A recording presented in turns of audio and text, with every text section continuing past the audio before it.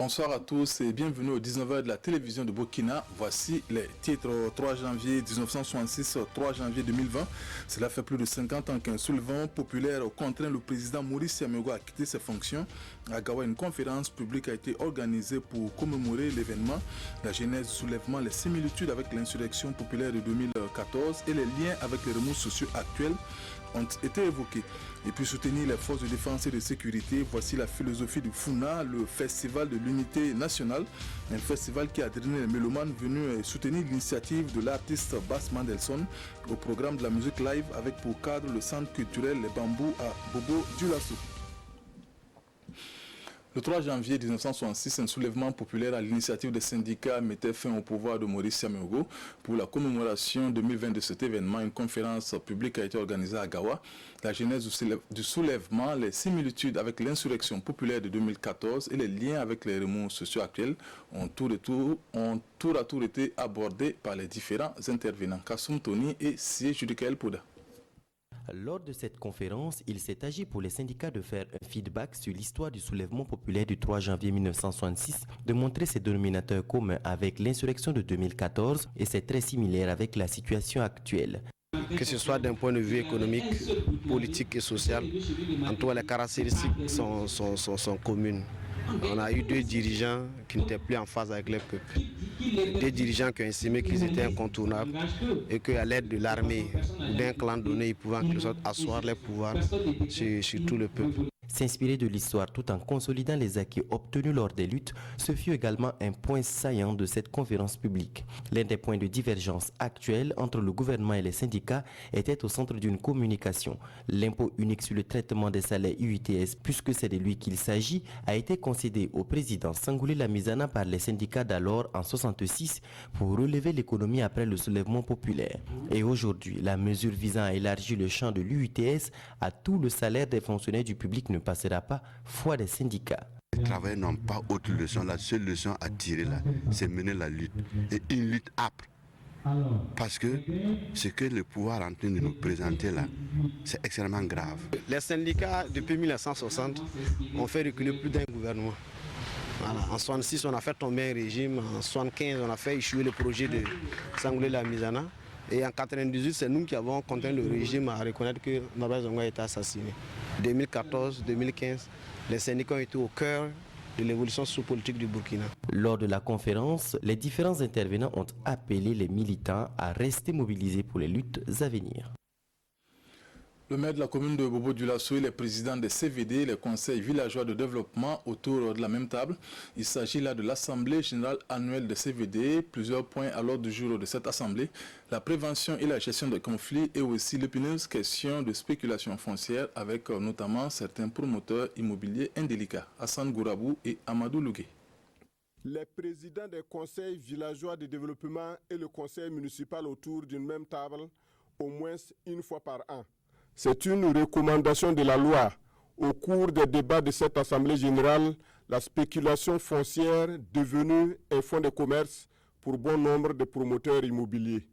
Aujourd'hui, particulièrement Bobo Dioulasso, il a été dit qu'avec Ouagadougou, la suspension des lotissements de l'aménagement du territoire était suspendue. Mais on constate un phénomène qui, j'allais dire, contraire, et des autorisations qui sont données à des soi-disant promoteurs immobiliers. Je dis bien soi-disant promoteurs immobiliers, parce qu'en réalité, sur le terrain, on constate que ce sont des promoteurs de parcelles. C'est-à-dire qu'on a déshabillé, ou comme on le dit là, pour habiller l'autre. C'est les promoteurs immobiliers, les autorisations qui leur sont données, et devraient pouvoir quand même aller réaliser des bâtiments, c'est-à-dire des cités, et mettre à la disposition des personnes qui en voudraient. Mais aujourd'hui, ils vont sur le terrain, ils s'accaparent des terres et ils commencent à dire aux gens qu'ils ont des parcelles à vendre. Pour le maire, le phénomène est aussi favorisé par la complicité des propriétaires terriens, y compris les présidents CVD. Parce que quand ils arrivent sur le terrain, ils savent que nous avions quand même des données sur la réglementation et que nous n'autoriserons pas quelqu'un à aller procéder de sorte. Donc ils vont sur le terrain, ils voient les CVD, les propriétaires terriens, ils s'accordent, ils font ce qu'ils appellent les actes de cession de terre. Et maintenant, ils reviennent à l'arrondissement pour dire, bon, nous sommes entendus avec les propriétaires terriens, quel est votre problème? Nous voulons que vous délibérez. Alors donc, du coup, personne ne respecte la réglementation dans cette affaire, de sorte que c'est, je le dis, une bombe à retardement. C'est donc un langage de vérité tenu par le maire au président CVD sur leur responsabilité dans la gestion du foncier rural. Cette assemblée générale permettra également à ces acteurs de développement à la base de se former sur les techniques de prévention et la gestion des conflits. L'Association des élèves et étudiants musulmans au Burkina Faso, section de Bobo du Lasso, a organisé une formation au profit de ses membres pendant 3 ans. Ils ont appris à mémoriser le Coran pour mieux pratiquer leur foi. Ils sont en tout 150 à avoir bénéficié de cette formation. Mireille Carole Tougma. Ils sont 155 lauréats, dont 80 femmes, à prendre part à cette initiation à la lecture du Saint-Coran dans sa langue originelle. Alhamdulillah, c'est une grande fierté. Avant, c'était une utopie de penser que des élèves qui ont fait l'école française normale pouvaient lire le Coran.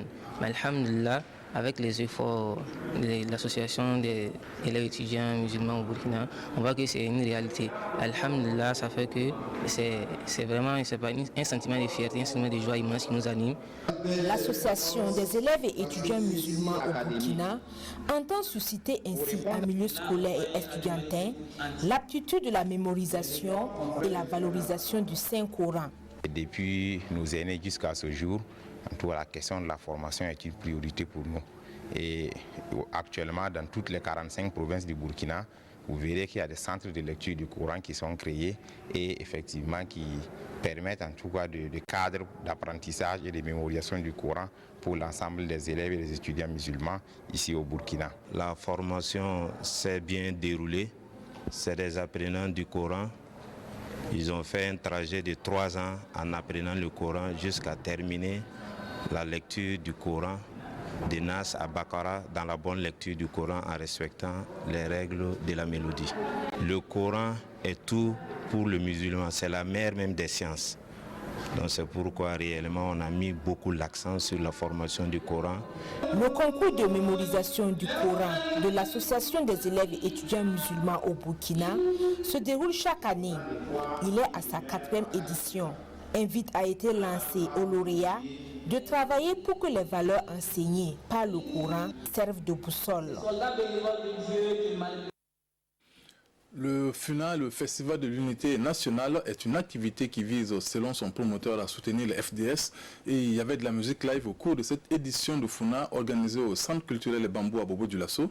Un festival qui a drainé les mélomanes venus soutenir l'initiative de Bass Mandelson, Drissa Traoré et Mouni Barou.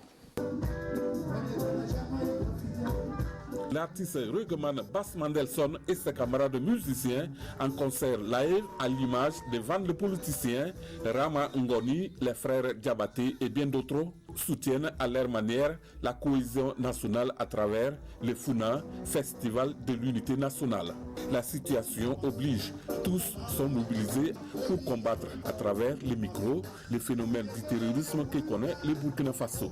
Mais vu la situation de mon pays depuis 2 ans ou 3 ans, et n'étant pas au Burkina, cela m'a blessé beaucoup. J'ai fait un tour au Burkina et je suis venu voir la haine qui est entre les uns et les autres, le non-pardon, tout ça.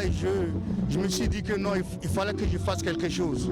Alors c'est pour ça que j'ai décidé de créer un festival, un appel d'abord à l'unité nationale, avec le reggae qui est devenu le festival de l'unité nationale, pour qu'on soit tous ensemble, un pour tous, tous pour un. Les promoteurs culturels s'inscrivent dans la même dynamique et selon eux, il est plus que jamais nécessaire de se donner la main pour gagner le combat. Si l'on se donne la main, on peut éradiquer ce mal-là qui est en train de nous agresser. Et depuis qu'ils ont commencé à tuer les femmes, je pense que c'est la fin du haricot. Et je crois que qui s'attaque aux femmes a perdu le combat. Alors donc moi je pense que nos forces de défense et de sécurité, ils ont déjà eu raison et on croit à ces forces de défense et de sécurité. Bass Mandelson profite de l'occasion pour lancer un appel au public de soutenir l'initiative à travers des souscriptions pour venir en aide aux déplacés.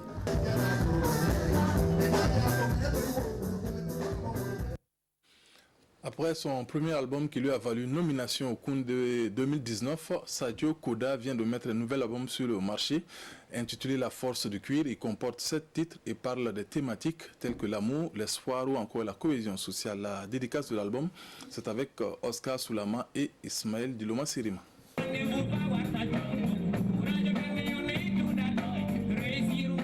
Un concert en live de Sadio Koda pour présenter son second album.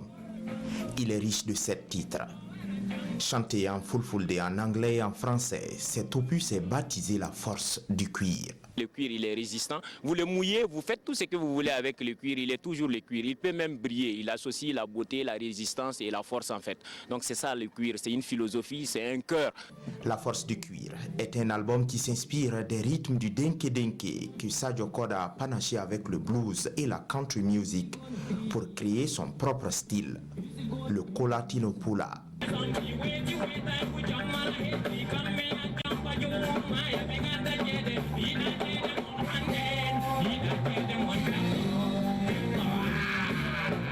On a le latino pula, mais colatino, ce qui était du peul ou ce qui était du sahélien, ce qui était de la musique traditionnelle, c'est ça en fait j'essaie de réactualiser pour avoir ce que vous avez vu comme sonorité en réalité.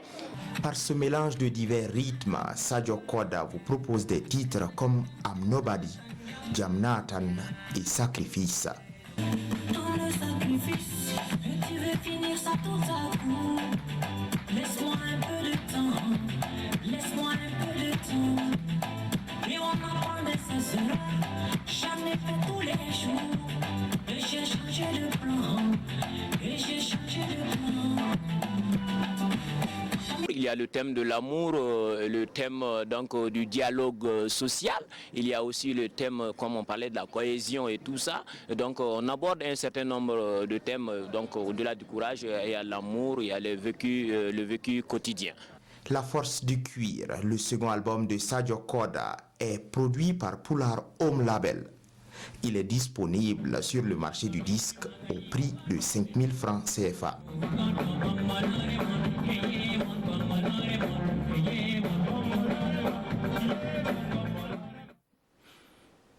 C'est la fin de cette édition. Merci de nous avoir suivis. Le 20h, c'est avec Marguerite Douagneau. Bonne suite de programme sur la RTB. Bonsoir.